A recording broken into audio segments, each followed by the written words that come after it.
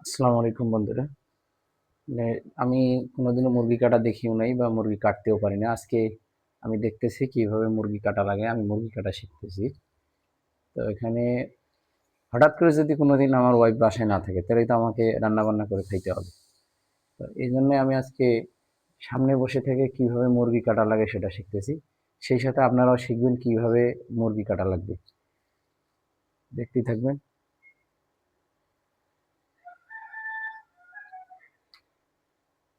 এই মুরগির ভিতরে এটা কি ডিম আছে নাকি?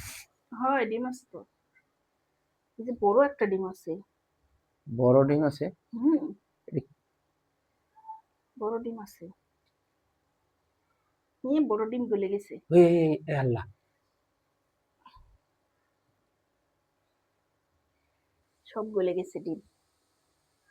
মুরগি কাটা শিখতেছিলাম, যিনি শিখাবে উনি মুরগি কাটতে কাটতে সব আগলে ফেলাইছে।